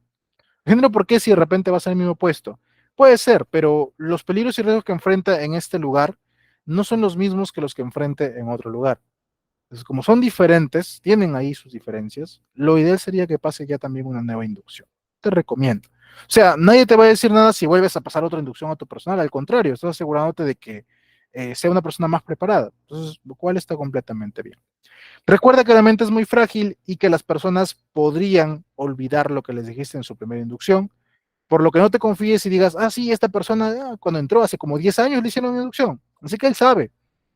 10 años, hermano. ¿Tú crees que se acuerda de lo que te dijo? Entonces, se recomienda que una vez al año se haga una reinducción a todo el personal, la famosa reinducción. Nuevamente, expliquen los lineamientos generales en tema de seguridad y firman su lista de asistencia y le pones asunto reinducción de personal. De esa manera, los tienes más fresquitos. ¿De acuerdo? Bien. En cambio, la capacitación, esa se aplica pues dentro del horario laboral, ya a trabajadores que son tuyos o también puede ser a terceros. Tienen que ser orientadas específicamente a temas de seguridad y son 4 mínimo al año. Se recomienda que por lo menos tu capacitación, por lo menos, te dure 40 minutos. Pero claro, en tu hojita tú ponle una hora, pero no le vas a poner 40 minutos. Lo ideal sería que te dure una hora exacta, o bueno, ya lo mucho 2. También capacitaciones muy largas, sobre todo si son teóricas, como que van a aburrir al personal. Entiende que el trabajador, pues, mm, o bien va muy temprano porque quiere trabajar y bueno, quiere ganarse la vida de esa manera, y de repente, pues, que tú vayas con una charla en seguridad, de repente como que no le llama la atención, como que de repente se le hace a final de jornada y la persona más está pensando en qué va a cenar, ¿no? Ya quiere regresar a su casa. Entonces, hay que asegurarse de ser bastante dinámicos con las capacitaciones. No te olvides, 4 mínimo al año, siempre dentro del horario laboral, y siempre se sugiere que te asegures de que todos participen y que se evalúe la participación, para que realmente confirmes o te asegures de que ellos han entendido el tema. Sé bastante dinámico, sé bastante explicativo. Si puedes tener un externo que lo haga, mejor. Si no tienes un externo, entonces puedes hacerlo tú mismo. La capacitación tiene que darla a alguien que realmente domine el tema, que sepa sobre el tema. Porque, por ejemplo, digamos que yo en la empresa me dicen, oye, ¿puedes dar capacitación en primeros auxilios? Y yo, vamos a suponer que yo nunca he llevado un curso de primeros auxilios. Entonces, ¿qué voy a capacitar? ¿Lo voy a googlear? No va a ser igual de efectivo, ¿cierto? Entonces, lo ideal es que la persona sí tenga conocimiento del tema. Por eso decía, si lo puede hacer un externo, mucho mejor. Si no se puede, ni modo, pero hay que asegurarnos de que realmente se tenga la competencia. ¿Ok? Puede ser que hagas que incluso un mismo trabajador diga el tema, ningún problema. Bien, pero siempre los temas van orientados a temas de seguridad. Ingeniero, ¿los de medio ambiente también aplican? No, no realmente. O sea, medio ambiente aplicaría pues para un plan de gestión ambiental. Para seguridad, netamente, muy difícil realmente. Así que asegúrate que sean temas en seguridad más que todo. Y tienes que hacer el seguimiento de la capacitación. ¿Ok? El entrenamiento, en cambio, más que enfocarse al tema de seguridad, es básicamente a la práctica, ¿no? A la práctica de alguna actividad que ellos suelen hacer. Por ejemplo, nosotros hacemos actividades de trabajo en altura. Entonces, Es recurrente que ellos hagan el trabajo en altura, por lo que a ellos se les convoca para que hagan entrenamiento en trabajo en altura. En ese entrenamiento, ¿qué se les enseña? Cómo colocar correctamente su escalera, cómo ascender correctamente usando su quilla en su descenso, qué hacer si acaso alguno de ellos se accidenta, se cae, de qué manera le van a hacer el rescate respectivo. Entonces ellos se los va formando y preparando. Consideramos aspectos de la parte técnica y también aspectos de la parte de seguridad. Por eso consideramos también el entrenamiento dentro del paso. ¿De acuerdo? Eso sí se recomienda también que lo haga una persona que sepa realmente del tema. El entrenamiento es mucho más práctico que teórico. Puede tener parte de teoría también, ¿eh? Pero es mucho más práctico porque hay que entrenarlo, hay que practicarlo para realmente dominar la habilidad. Y también hay que hacer seguimiento a la eficacia de esto. Género, ¿qué Michi es el seguimiento, el seguimiento de la eficacia de la capacitación? Mucho está que la mención. Ok, el seguimiento de la eficacia básicamente es asegurarte que la persona ha retenido la información. Entonces, podemos hacerlo de 4 formas distintas. Primero, medimos la reacción. ¿Sabes qué? Acabando la capacitación, pasas una encuestita y la persona pues te responderá si le gustó o no le gustó la capacitación. Ok. Es una forma muy básica de poder medirlo. O puede ser que midas mediante el aprendizaje. ¿Sabes qué? Acabó la capacitación, examen, vas y lo evalúas. Entonces, con tu evaluación, tú sabes al final si la persona realmente entendió o no entendió.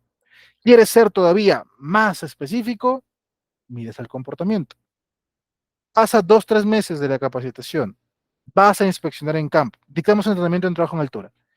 2, 3 meses, te vas a campo y encuentras que la persona sigue trabajando mal, momento, la capacitación no fue efectiva. ¿Se entiende? Entonces, verificamos después de tiempo que persista, que realmente se mantenga. O puede ser que midamos en base a resultados. ¿Sabes qué? Yo dicté esta capacitación con la finalidad de que mi productividad aumente en un 10%. Medimos ahora el resultado y veo que ha aumentado un 12%. Perfecto, estoy cumpliendo mis objetivos. ¿De acuerdo? A eso consiste el tema de hacer seguimiento a la capacitación, evaluar la eficacia de la capacitación. ¿Correcto? Bien. Y por último, como te decía, el simulacro. En el simulacro nosotros no capacitamos. En el simulacro lo que hacemos es evaluar si la persona sabe o no cómo actuar en caso de una contingencia. Pero cuando ocurre un simulacro, tocas tu alarma, lo que dice, bueno, señores, simulacro, ¿a dónde se tienen que ir? ¿Dónde tienen que reunirse? A ver, salgan, es simulacro. Y entonces tú vas chequeando, a ver cuánto tiempo demoran en salir, usan o no usan las salidas de emergencia, lo toman en serio o se salen riendo, chacoteándose, ves que uno sale mirando su celular, ok, todo eso lo vamos observando y eso va a ir en un informe de simulacro que tiene una evaluación. En esa evaluación consideramos estos puntos, ¿de acuerdo? Búscalo en Google si quieres algún formato que te pueda servir. No recuerdo si te ha mandado uno ahí, ojalá que sí te haya mandado alguno. Si no, puedes googlearlo y te va a salir, informe de simulacro. Incluso el mismo ministerio suele subir también los formatos que tienes que llenar al respecto. Entonces, eh, el simulacro es básicamente para evaluar si realmente la persona sabe o no cómo actuar. Ahora, en estos eventos de simulacro, yo siempre recomiendo que saquen 3 listas diferentes. Uno, asistencia al simulacro, que es importantísimo, la persona tiene que asistir al simulacro. Segundo, capacitación del plan de contingencias. Ya que están todos reunidos, ya que los evaluaste durante el simulacro, hazles una retroalimentación. Señores, hemos hecho simulacro, a ver, ¿qué creen ustedes que ha estado mal? ¿Qué creen ustedes que hemos fallado? A ver tú, ¿qué opinas? No, yo creo que todo lo hemos hecho bien, estamos aquí donde nos han indicado. No, yo creo que mi compañero estaba viendo el celular, no debería haber visto el celular, tenía que haber bajado de frente. Ok. Señores, recuerden que el plan de contingencias dice que tienen que actuar de esta manera, etcétera. Retroalimentas. Sácalo como capacitación. Una lista más. ¿Para qué? Para hacer entrenamiento a tus brigadas. Muy bien, brigadistas, ¿cómo tienen que actuar? Vamos a suponer que este es el herido. ¿Cómo lo van a rescatar? Etcétera. Entonces, de un solo evento de simulacro, vas y sacas 3 listas diferentes. Simple, ¿sí o no? Entonces, es una forma efectiva también de dar cumplimiento a este punto. Son cosas diferentes, no te olvides. Y por último, y ya para finalizar, ya con esto nos despedimos, el registro de auditorías. La auditoría tiene que ser realizada por un auditor registrado en el registro de auditores internos, de auditores autorizados para la evaluación periódica del sistema de gestión de seguridad salud en el trabajo del MINT. Esto está normado en el Decreto Supremo 014-2013 TR. La auditoría, a grosso modo, es básicamente buscar la evidencia de cumplimiento. Un auditor viene con la finalidad de verificar si una persona, perdón, si una empresa cumple o no cumple con lo que te pide la normativa. En el trayecto descubrirá probablemente que falta cumplir algunas cosas y te pondrá no conformidades, pero prioritariamente lo que busca el auditor es evidencia de que sí estás cumpliendo. ¿De acuerdo? Estas auditorías se realizan cada 3 años. Cada 3 años hay que hacer auditoría. Si eres del sector de alto riesgo, ahí es cada 2 años. Si eres una empresa de hasta 10 trabajadores que no hace actividades de alto riesgo, entonces estás obligado únicamente cuando la autoridad te solicite que la hagas. Nada más. ¿De acuerdo? Esa es la periodicidad. El auditor, para encontrar a tu auditor, puedes poner en el Google también, auditores Mintra, región tal, y te va a salir el listado con sus respectivas resoluciones que están aptos para hacer una auditoría. Elige el que creas más conveniente, algunos dejan sus números, algunos dejan correo, si no con su nombre vas y los buscas en LinkedIn, probablemente los encuentres, y con eso vas a poder tener el auditor necesario para poder llevar a cabo tu auditoría. Este auditor tiene que tener también la venia del comité de los trabajadores. Tienes que difundir su foto, como avisándole a los trabajadores de que esta persona te va a auditar. Por eso se recomienda que pongas entre 2, 3 candidatos. Y si el trabajador te dice, este no quiero, ni modo, tachado. Y te quedas con los otros dos. Si el trabajador no dice nada, normal. Eliges tú el que creas más conveniente. Él o los que creas convenientes. Eso también depende enteramente de tu elección. ¿De acuerdo? Bien. Una vez que el auditor haga la auditoría contigo, te mandará un informe y con ese informe tú llenas el registro de auditorías. Te puedes dar cuenta. Ahí colocaremos el nombre del auditor, su número de registro del auditor, la resolución con la cual fue aprobado como auditor, las fechas en que se realizaron, cuántas no conformidades, cuáles fueron, por qué razón y las acciones correctivas que tomaste al respecto. Y ya con eso estás cerrando tu registro. Por un periodo también de 5 años. Aquí por último te estoy dejando una tablita resumen de los registros que debes contar dependiendo del tamaño de la organización. Entonces espero que esto te pueda servir también. Y ahora sí, ya con estas últimas recomendaciones, mi estimado amigo, yo sí doy por cerrado el curso. Veo que por aquí tienen algunas preguntas. Jessica me pregunta, Jessica, siempre un gusto poder contestar tus preguntas. ¿Un supervisor de seguridad puede hacer la capacitación? Por supuesto, estimada Jessica. Sí puede hacerla. Claro, habría que asegurarse que tenga la competencia para eso. Como te decía, si tiene que dar una capacitación se me ocurre, trabajos en altura, tendría que él haber llevado previamente una capacitación en trabajo en altura, ¿no? Por lo menos. Entonces, lo ideal sería que se trabaje de esa manera. ¿Perfecto? Eh, Nuevamente, extenderte mi agradecimiento por haber participado en el curso. Espero que te quedes todavía para que nuestro coordinador te explique cómo acceder al certificado. Déjame decirte que obtener el certificado es importante, te puede generar alguna ventaja cuando quieras postularte a algún tipo de trabajo, puede generar la diferencia con otros candidatos. Entonces, aprovecha esta oportunidad que tienes para que puedas certificarte. No dejes de formarte, siempre busca más información, siempre estate al pendiente de qué nuevos cursos pueden salir que probablemente te puedan apoyar bastante. Y bueno, por mi parte ha sido un placer, un gusto poder llegar contigo hasta el final del curso. Espero que nos volvamos a encontrar en otra oportunidad. Espero también que todo lo que te he explicado te haya servido. Si algo no te quedó claro, puedes siempre revisar nuevamente los videos en el YouTube porque hemos subido las clases grabadas para que tengas mayor conocimiento. Me hubiera gustado poder llevar contigo el tema de investigación de accidentes, lamentablemente el tiempo no nos dio, pero lo que sí te he compartido es un manual, una guía en la cual también te puedes guiar para cómo hacer tu investigación de accidentes y espero que también te pueda servir. Ojalá en un futuro nos encontremos nuevamente en otro curso. Yo también me voy a seguir formando mucho más para poder traerte siempre nuevo contenido que a ti te pueda servir. ¿De acuerdo? Muchísimas gracias entonces a todos por su participación. Que tengan un buen fin de semana y nos vemos hasta otra oportunidad. Hasta luego y que tengan buenas noches. Jeremy, te cedo el paso.